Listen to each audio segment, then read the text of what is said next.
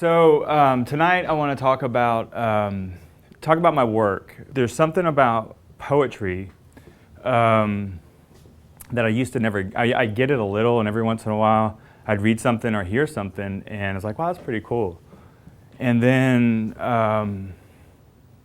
it was in October of last year. We were in Minneapolis doing an art show, and I had this moment of, I would call it equanimity, is what this piece is over here. And it's just a moment of peace. And when it's a moment of when nothing's pulling on you. There's nowhere to go, and there's nowhere, you're not in the past or the present, not in the past or the future.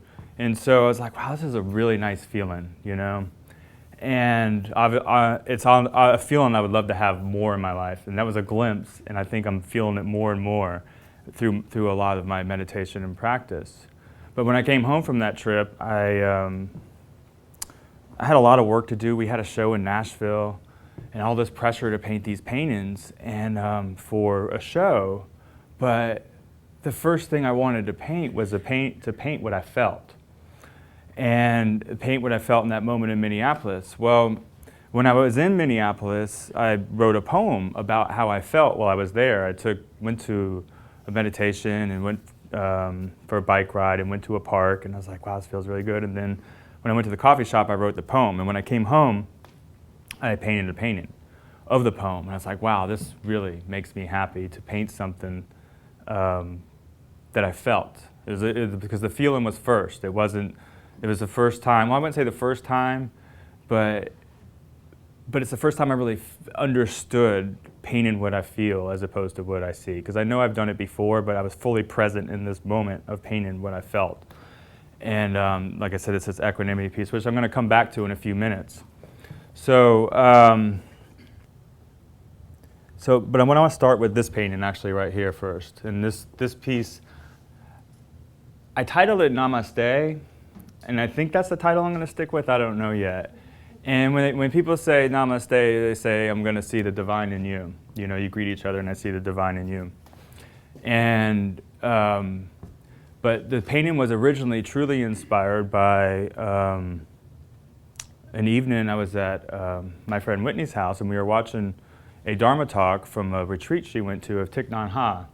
And he was talking about emptiness. And I never really understood the concept of emptiness.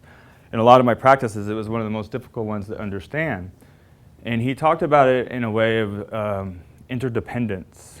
And this is where a lot of this really starts to just go really deep inside, because interdependence is how everything in the world is connected. And there's certain things that I feel connected to, but there's been a lot of things I don't feel connected to. Probably the place I'm most connected to is in nature. I love being outside. It's a place that I always feel home. If I'm in the woods or on the water, on the river, or just doing something outside. And it's a place that I truly feel connected to something. But one of my biggest struggles in life is connecting to people. And I've always had connections with people, but I never really understood how you could be connected to everybody. They always say that, we are all connected, but it's hard. I mean, it makes sense we're connected, but to feel it, it's really hard to think that I can feel I'm connected to everybody here. But when you explain it in Interdependence, how everything is connected, it started with me in nature, being outside, and this feeling I have inside of being connected to that nature. And what hit me about that was the day after I went to Whitney's house, I had to, I was just coming back to work after having like 3 months off of work. And I just was not fully motivated to go back to work yet. So in my work, I paint a lot of flowers, and because they're pretty, and and everybody likes them and everything. And of course I love flowers. But it's like, I cannot paint any more flowers today. It's like, and I'm coming back to work, I just can't do it. I can't do it. I don't want to do it. So it hit me, and I was sitting on my desk, and I realized that flowers, of course this is no big realization, but flowers are nature. And I was like, that's what I'm connected to in nature. So how can I have a relationship to these flowers and and all this stuff that in my work. And it started to click in me that connection in those flowers and that nature is something that I do already have a connection to, even though it's pushing away. But for some reason, it all clicked in me then about that connection in nature and people. And for some reason, I don't know what, it's like one of those weird moments in your life when everything just kind of swirls into something and clicks. It just clicks, and you feel it. And I finally understood that connection to people. And so this piece is about that connection to people. And Thich Nhat Hanh mentioned that the only thing that we should pay our attention to in life is that connection, because everything else is empty. And I was mesmerized by that. I was dreaming about it all night about that, what that really meant. And but when you think about it in your life, that there's all these things we do in our lives, and whether from the day we were born, and we learn so many things. We learn things that our parents teach us, we learn things that our schools teach us, we learn things if we're watching on TV, learn things in religions, we learn things in advertising and marketing of what we should be like, and we learn things by watching other people and thinking that's what we want to be like. And so you think about where that connection is and that true nature of who we are. And it all gets covered up. Everything just totally gets covered up. And so we lose that connection between each other by covering up all that stuff that we learn in our entire lives, or we I don't think we try to learn it, but I think we just happen to learn it. And so if you imagine taking all that away, and if we can all just connect from what's inside, what's beautiful in us, what's beautiful in nature, and that same connection that I have in nature is what I feel good at, and if I could connect with people like that, it would be really awesome, that if I can connect with the world that way.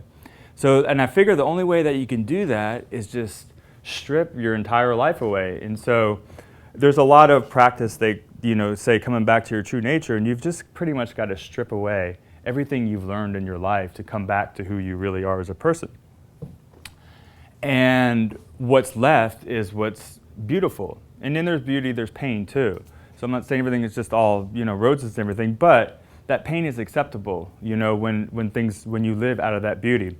So I made this piece of art which pretty much strips away all of the layers of life, and it just bears the beauty of who you are as a person. And so this is where I got to come back to my relationship and be excited about painting flowers when I dreaded them. That very same day is when I made this. And so basically, I use the flowers to represent our beautiful true nature. And imagine this is a human, this is me, I guess, and all the stuff is stripped away. It's all stripped away, and you're just left with this. And this, if we can all connect in our lives from this to each of us in this, and when people say, Namaste, I see the divine in you, that's what they want to see. And this is what people do see. And in a lot of my practices I do, in my life, it's always just about thinking about these things. And of course, this all makes sense. I mean, I think it makes sense. But then when you practice it and put it into your life and actually make it your life, and sometimes it's a little awkward doing it at first, but it really starts to happen. And a lot of that happens for me through meditation, do a lot of meditation, but I actually practice what I read, because my whole life has been spent in my mind, and that is absurd, crazy. I've always felt like I've been in just prison in my own mind. It's like bondage, and it drives me crazy. I'm sure it drives a lot of other people crazy. And my mind is a useful tool because it allows me to build things. It allows me to take care of my children. But all those things come easy and natural. And then there's all this other incessant chaos that is really just empty. It means nothing, because we're gonna do all the things we're gonna survive in this world. It's a human instinct to survive. So, but if we could just let go of everything else and just live from there, So anyway, so I wrote a poem about this piece, and I just started writing these a few months ago, and I just wrote this one a couple weeks ago. So I don't really recite poems, so bear with me. I don't even know if it is a poem, it's just what I felt. And the things are about these, what I'm really excited about these poems and these pieces, they come from pure experience. When I write this and when I make this, it's not, what comes first is what I feel. And this is what I'm excited about in life now, is to come at things from what I feel here as opposed to here. And I can use this here to make this, but it has to come here first. And before, I always thought, well, how can I make it just pretty? Or how can I make it that everybody's going to want to buy it? And, I can't do that. It's becoming very difficult to do that. So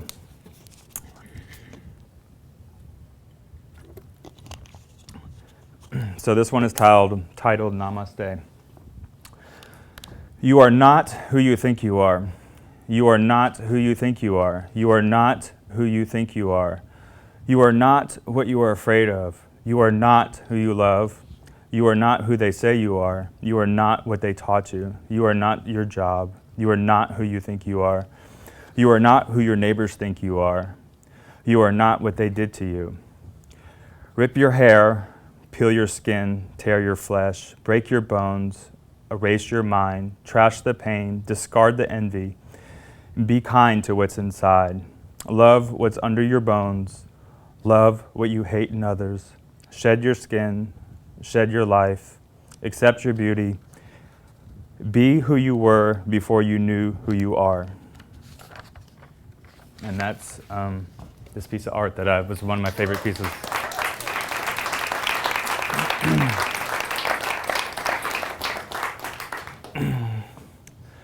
So I bought 3 pieces of art, but the one for this middle piece of work is not complete. So I don't have a piece of art for this. But what I like about this is I know there's one coming, and one thing is when I go back to this. When I sat down on that desk that day, it was really interesting. I was really frustrated. And something inside me said, Justin, stay. Just stay. You're going to figure this out. Because otherwise I just would have walked away in frustration and just gone for a bike ride and gave up for the day. But I've been doing that too long. And so, but it was a really amazing thing because I told myself, I said, stay. Just stay with it. Stay with it. And I promise you, within 10 minutes, that's what came after I was about to leave. And that's pretty exciting for me too. Is that faith and just telling yourself, to trust yourself. So I guess it was almost a month ago, I was in Santa Fe, and I wanted to go on a retreat. I go to these meditation retreats, and but I also wanted to do a work study, so I didn't go on a retreat.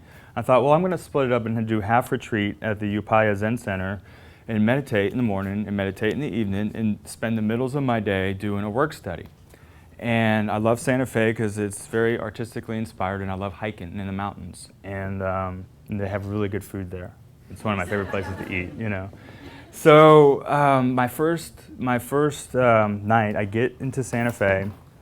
It's like, I think I get into town at like 3 o'clock. I check into my house, rent this really cool house off of Canyon Road, and by myself, and I have enough time to make the 5:30 meditation at the Upaya Zen Center. And I had a cold that day, and so I was sneezing and coughing, and my body was achy, and I'd been traveling, and I think I had a stressful day that day anyway, the day before. And so, but I'm going to meditate because I'm disciplined. I think I'm sort of a meditation tourist, a spiritual tourism. I like going places to meditate and experiencing new things. And Zen is not my typical practice of meditation, but I just like to try, and I love meditating. So it brings me some of the deepest insight to my life and the world. So it's 5:30, 5:30, I remember what time it was, and I'm going to go sit in on the Zen Center. It's a very austere, dark Zendo, and beautiful though, and everybody's just dark and quiet and everything, and I don't know the full etiquette. I've been to one other Zen center in Minnesota, and usually the meditation I do of Vipassana, everybody's really casual and it's really easy, and you just sit down and shut up and meditate. But here they have rules, and their rules are you cannot sniff, cough, clear your nose, move, can't make noise, and they want you to wear dark clothes. Luckily, I had dark clothes on that day because I just came in, and I didn't know all these rules. And so I have a cold, and I have to sit. You have to sit facing the wall. You're like this against the wall, and I can't move, and I can't make a noise, and I have a cold. I'm like, this is not going to be fun. And it actually was not fun at all. It was really hard. But I did it, and I sat for an hour, and my back was killing me, and I was just like, I had snot dripping down my nose because I couldn't sniff or anything, you know. But that's what I do. It's what I love, you know, even though it's hard. So the next morning, I think I'm going to make the 7 a.m. meditation. And, but I figure, and I was tired, so I got to get up early. I'm going to go to the drugstore. I'm going to get some throat lozenges and something to help my cold, you know, so I can meditate and not have to sniff and cough. And I'm in Walgreens at 6:45, and I'm like, there's no way I'm going to make it, because the Zen Center is like 12 minutes away, but if you're late, you can't come in. You know, they're very kind of, if you can't sneeze, you definitely can't walk in the door. So, so I was like really hard on myself for a few minutes. I'm like, darn, I missed my meditation. This is what I'm here for. But I left Walgreens, and the sun was coming up, and to the east, there's this mountain called Pacho Peak to the east, and the sun was coming up, this beautiful pink sky. And I'm like, wow, I'm kind of glad I missed the meditation because I didn't get to see the sunrise, because if I was in the Zendo, I would have missed the sunrise. So I was like, well, I'll just go back to the house and meditate. And it turns out I had like a really awesome meditation because I didn't have to worry about making noise. And I got to see the sunrise. I'm like, cool, this is awesome. So I don't need to be hard on myself. But at first I was hard on myself for not making the meditation, but it didn't last long. It's one thing about my practice is you just got to learn not to be compassionate towards yourself, you know, and don't be hard on yourself, because it'll get you nowhere. So, so then I tell myself, well, then I'm still kind of a little obsessive, but I'm going to go to the noon meditation. I wasn't planning on doing noon meditations, but since I missed that one, I was like, no. But then I decided not to do that one. And so I decided every morning, I was there 5 days, I think, and I decided I'm not going to go to the morning meditations. I'm going to watch the sunrise and meditate on my own. I was like, cool. And so each day I'd see this beautiful pink sunrise, and it's like, I want to climb that mountain and watch that sunrise and meditate on top of that mountain when the sun comes up. So my last day on Sunday, my flight's out of Albuquerque, I think at like 2. So I know I got time to climb the mountain. I went the day before to scout out the trail, and I Googled it, and they said it takes 1 hour and 15 minutes to walk up there if you walk quickly. And so I get up at 5, and I get out there, and it's freezing. It's like 20 degrees, and I get out there, and I'm like, okay, I'm going to climb this mountain. I'm by myself. I don't have a flashlight or anything, and it's super dark. It's like just dark and cold. And there's a trailhead parking lot, but it was closed. They had a barrier gate, so I had to drive down the road and find a place to park. It was really funny when I came back when I saw the way I parked, because one of the back wheels was completely off the ground because I couldn't see. It was like this far off the ground. I guess I went into a ditch. So I go down the road and park the car, and I'm walking up the road to go up the mountain, you know, because I want to see the sunrise. I'm so excited to see the sunrise on top of the mountain, meditate on top of the mountain. And probably a couple minutes into my walk, I see these black, dark shadows all scurrying in front of me. These 4, and they're like this big. And I don't have a flashlight, so I'm like, what the heck is that? You know, I'm like I thought they were ghosts. I don't believe in ghosts, but I'm like, they look like ghosts. And when you're by yourself and it's dark, you know, your mind does funny things to you, you know, and I'm already kind of sometimes in a very deep state of mind anyway. So they kind of scurried off into the woods, and I'm walking probably less than a minute later, they come out again.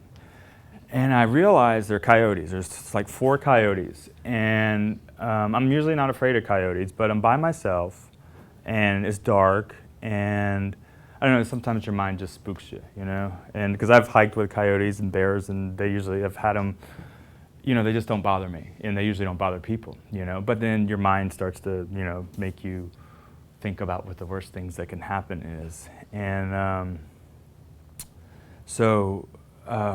they don't leave. And I've got like another probably quarter mile to walk to the trailhead. And they're just walking around me the whole time to the trailhead. And I keep stopping. I'm like, should I do this? It's like, I want to go back to my room. It's like warm and everything, you know, and then I'm just going to go back and have breakfast and get on the airplane and go home. But I'm like, no, I really want to see the sunrise. So I keep going. And then I stop again. I'm like, I just want to go back, you know. And so I finally get to the trailhead, and it's really dark. I mean, there's like no moon, no anything, so it's like super dark. So everything is just shades of dark everywhere, and these scurrying animals around me that will not leave me alone. And so I get to the trail, and so the trail is covered in snow, so I could see the trail a little bit. It's a lighter shade of gray than the actual street. And they are in front of me, and they run right up the trail.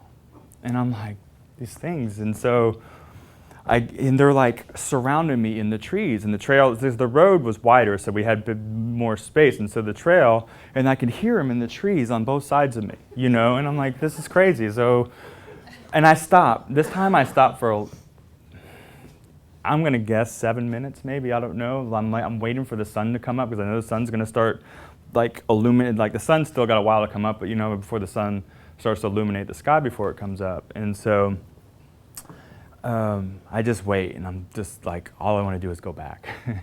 But there was something about it that's like, I really want to go forward, but I really want to go back. And so it's just really ambivalent about that. And so as the sky starts to illuminate, and so the mountain is to the east, so the light is coming here last, because it's just this wall in front of me, and the light's coming up behind it, you know, but I could finally start to see, looking up and see illumination, and then it makes the snow illuminate more. And I like, as soon as there's more light, I get the confidence to go. And as soon as I started walking up the mountain, I never saw the coyotes again. And so then I walked up. I was a little late because all the stopping I did, and I didn't catch the sun. I caught the sunrise, but it had already come, you know, it just came above the horizon. I really wanted to see it come above the horizon, but it's okay. It was really beautiful, and I really enjoyed it. But there was something really, what was really interesting about this for me was something about it made me, I just really wanted to be on top of that mountain. I just really wanted to be on top of that mountain, and there was something about me that would not let me go back. There was something really strong on both ways, like this polarity of pushing me forward, and just nothing, like a reverse magnet. I could not go back. And I could see so many times in my life, I'm like, screw this, I'm out of here, I'm going back. Because, I mean, when it's 22 degrees and it's dark, and, you know, and you're just kind of scared, and you're just like, this is not, you know, just like there's so many reasons you can convince yourself to go back to bed. But I didn't go back, and I saw the sunrise, and it was really awesome. So I wrote a poem about that one, and I'm working on a piece of art for this one. So, but I'm going to read the poem, and the reason, you know, I have poems to the other paintings, but this is about experience, and there's a lot to what I'm experiencing now that is changing my life and changing my work. And I could probably just be happy with this just in my life, but I'm really excited because I get to put it in my work. And it makes my work very meaningful to me. And it's all about experience, and it's pure. It's like there's nothing contrived about this, and that's really exciting for me. So I have like 5 titles for this one, but I titled this one called "The Ghouls Are Gone," because those things, even though I don't believe in ghosts, they kept reminding me of ghosts. All right. Footsteps break in frozen dirt in pre-dawn darkness. 4 black ghosts woven into 4 layers of fear. 8 reasons to go back. I am frozen still with the temptation of a warm, safe bed, competing with the promise of a new life. My faith trumps fear. My feet walk forward without me. Shades of black surround me. Cold fear melting in truth. I am frozen in their canine presence. I want to go back to my warm house, but the return is empty and cold. Drawn forward by the promise of warm light, led by native dogs in the peripheral shadows. 8 eyes glued on me, breaking sticks and cracking hard snow, dark shadows traversing. I am unnerved back to stillness, staring back on a frozen gray path, contemplating warmth and safety. This part of me I've known so well. He wants to go back. He wants to rearrange this moment into contentment. He's addicted to the easy. He lusts for comfort. He seems so humane. He could rationalize murder if he wanted to. He is so convincing. And I totally lost my last line there. I just wrote this, so I don't remember it by heart. I'll come back and tell you what that line is in there. And then so he says, he could rationalize murder if he wanted to. He's so convincing. And I thought it was me. Wish I could remember that line. Anyway, ascent begins again without him, up an icy gray path led by mischievous wild animals. He used to be me. He always stopped me to pay his toll, to go his way, the only way I knew. His walls were so high, I could never see over them, so I always went his way. It was the easiest way. Today I can't go his way. No more tolls, no familiar paths, no comfort, no paper walls. The space is bigger, the steps are softer, the light is warmer, the ghouls are gone. The sun is rising. I see you, my friend. I will always see you. There is always space for you, and the old way is gone, and the path backwards is lost.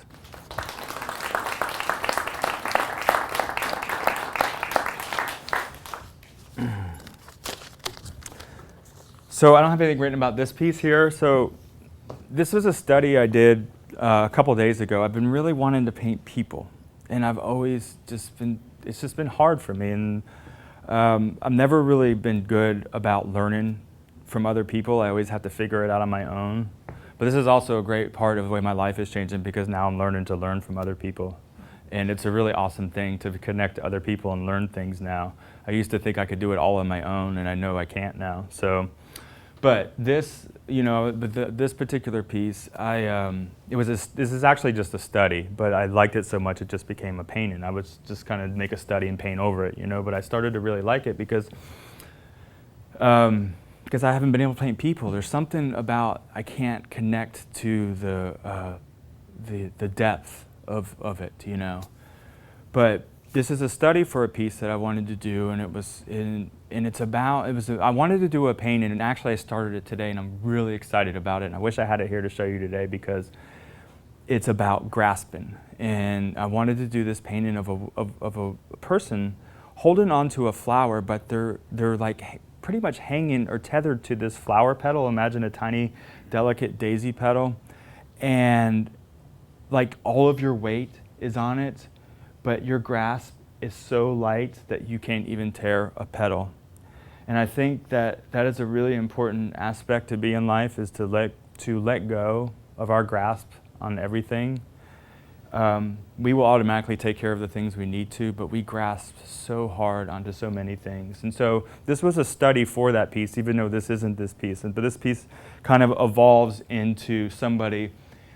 I see this piece as somebody that has truly let go. And if you can imagine just being in free fall, and you can almost imagine being in free fall for your entire life, and learning to be comfortable with the groundlessness of that. And I think in the beginning you'd be terrified that you're going to be free falling your whole life, but imagine becoming comfortable with it. And once we could become comfortable with the groundlessness of this, there can be beauty, and there could be grace, and there could be equanimity, which this piece is about over here, and there could just be pure peace. And so that's why those flowers are there, because they represent the beauty and someone just totally content in their groundlessness and not holding on to anything. There are no hands and there are no feet to hold on to or grasp on or set onto anything, and just stay in that space. And that's, to me, seems like a very beautiful place to be and to let go. So the last piece over here is called Equanimity. And this is actually the first piece. This is actually not the first piece. I remade this piece because I'm kind of obsessed sometimes as an artist that the original piece is hanging in Nashville right now, and I really wanted to show this piece because this piece represents how all of this process began for me of how to express my art and what I feel as opposed to what I see. And so I made another one. I just made it the other day, and it's still really soft. It feels like a a butt there, like kind of, it's like really soft. So, but it's dry enough to stay on there. And so, and it's balance. It's all about balance. It's a balancing act there. So this piece was created when I was in Minneapolis for, we were doing an art thing with the Children's Hospital there, which is a really beautiful program at the hospital there. They have a program to just really engage the children, to help them to feel joy while they're going through usually difficult things. And we were there doing some stuff with the Children's Hospital. It was really cool. And we had some really gracious hosts that hosted us there that have a house down here in watercolor, and they showed us the town and very kind. And most of the time when we go to cities, there's always people that are very kind to us that way when we go somewhere, and it's really nice to have that.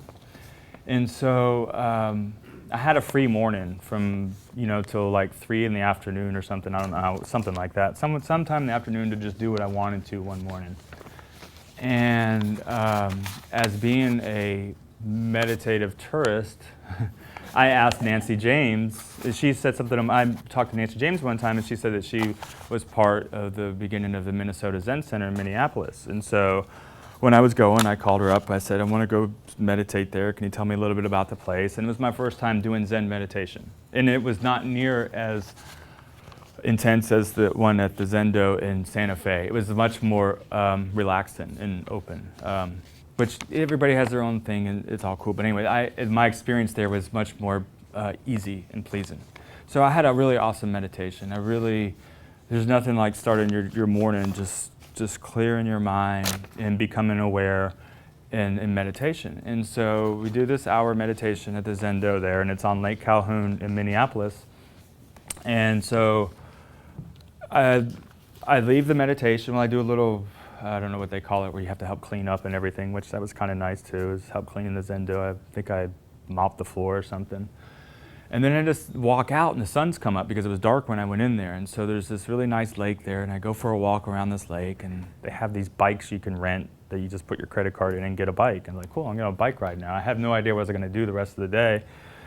And so I got a bike and I rode around town and rode around the lakes there, and then ended up somewhere close to downtown at the Walker Art Center. And there's a sculpture garden there. And there's actually a sculpture of this rabbit on top of a bell there in the sculpture garden. And I was looking at that and I was like, man, that rabbit is just sprinting. I mean, it just looks like, it's like a really cool sprint. And something hit me about that sprint. And I didn't know what it was yet. So I was like, but it stuck to me. It was my favorite piece in the sculpture garden. And so then I'm like, I want some coffee now. And so Dan Bailey here, so this is the connection, everybody has a connection to something. So Dan Bailey's like, when you go to Minneapolis, go to Peace Coffee. And so like Google, find Peace Coffee. Well, it's like 6 miles across town, and I'm on my bike, maybe it's further, I don't know. So I bike across town to Peace Coffee, and it was a really cool ride because I got to go through this kind of neighborhood. It's a very international neighborhood with people all over the world, and that was kind of cool. And I ended up at this Peace Coffee shop. And so I'm having a really nice morning, and I'm finding myself saying, this is like a nice morning without, nothing's pulling. I don't have to be anywhere. And we all have good times. I mean, I've had good times. I've been out like drinking and partying, and you think you're having fun.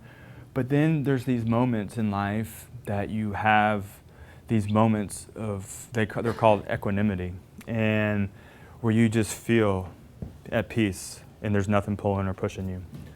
And that's what I was feeling. And so I was in the coffee shop and I was having a really great cup of coffee, and something inspired me. I don't know, the words just came out to write a poem and about what I felt. And so I wrote the Equanimity poem at the coffee shop there. And so I'll read that to you now. It's a very short one.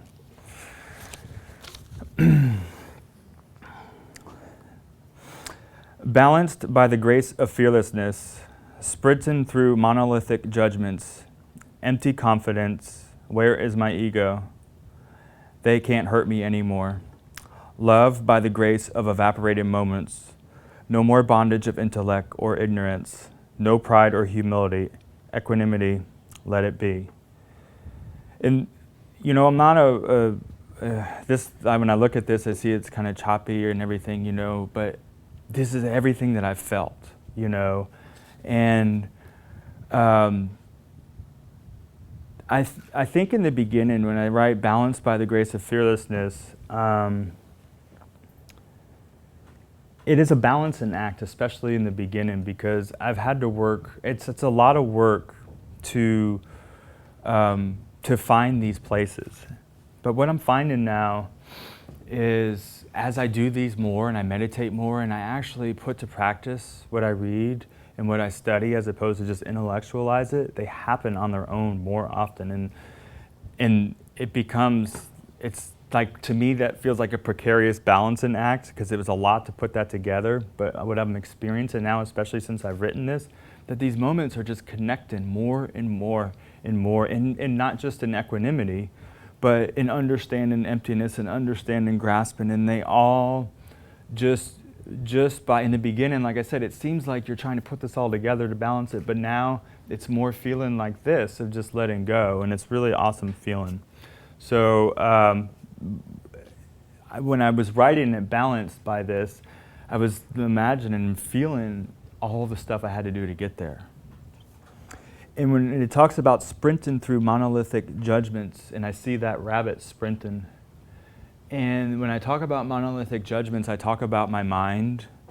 And my mind feels like concrete, like it seems like stone, and it's so solid. And neurotic stuff going on in my head, and it's so dense. And it's so, it used to be, it still is at times, but it just seems so dense sometimes. But what I feel in this equanimity piece is just like sprinting right through concrete. It's like it can't stop you anymore. Your mind can't stop you. Just go right through it. And that's what I see that rabbit doing. It's just going right through monolithic chaos of your mind, I guess you'd say. It's not always chaos, but it's just stories. And I talk about empty confidence. There's things in this when I talk about that when you're in that moment of equanimity, confidence is not needed. Really nothing is needed. You just have to let go of anything. And a lot of times for me to get to a lot of places, I have to kind of psych myself into them, and I have to have confidence to put myself there. But when you find yourself in a place of equanimity, you don't even need confidence because you're just there. And it just happens. And that's why I talk about empty confidence. And where is my ego? I don't know where he was then, but I'm glad he wasn't there. And definitely not needed to have peace and equanimity as your ego. The line, "they can't hurt me anymore," when I say they, it's not really they, it's me. I can't hurt me anymore. But I used to think it was they. And, people in your life that we let them do things to you, that bother us. And it's our responsibility to not let them do that. And so, but until we take responsibility, we blame it on them. And so when I say they can't hurt me anymore, I'm really meaning I can't be hurt anymore because I'm at peace with things enough to know that that can't happen anymore. Unless they're going to stab me or shoot me. That I can't really do anything about, but I'm talking about more just, yeah. So, in love by the grace of evaporating moments, there is, if you would just imagine life, all this like this, if you could just stay in this and everything else, I did this afterwards, but this is the easiest way to explain it. Imagine and everything else evaporating, just all the moments around you evaporating. And you're just in that peaceful state, and just let it all evaporate. And you could feel it. I could, when I do a lot of meditation, you could just feel it just evaporating away, and it just feels like it just disintegrates into a cloud. And when I talk about no more bondage of intellect or ignorance, I've always believed that intellect was good, and I'm not saying it's not, but I've used I compared intellect and ignorance as equals in this, because intellect will seize you, rule you, and take you over and allow you to not be here. And intellect is good to make that, but a lot of times we rationalize so many things in our head, and we just stay in our head, and we think we're being intellectual about it. And I guess that is what intellectual is, but it really does you no good, because you sit there ruminating about it for so long and you never get to a place of peace. You just sit there thinking you've got a good answer instead of being or feeling the good answer. So in this statement, no more bondage of intellect or ignorance, they're equal. Ignorance is just as equal as bad as intellect in this moment. Intellect can be good in the right moments, but most of the time it's a big waste, because we're ruminating and just obsessing, thinking about things that are probably we could have thought about in 6 seconds and moved on to something else. And no pride or humility. Again, pride, it can be gross. And even humility in this moment is not even necessary, because humility is an awesome thing. And this is something that I'm finally learning in my life, and I'm not Xing humility out of my life because I think it's really important. But when you're in a state of equanimity, it's not even necessary. It's just because it's just being. And if you're, it's just to be, And so I just see them as equal in that moment too. And it's just in the poem, it goes equanimity and let it be. And it's really all just about being and just shedding everything else. And so, and that's equanimity. And those are the pieces, and that's what I got. So.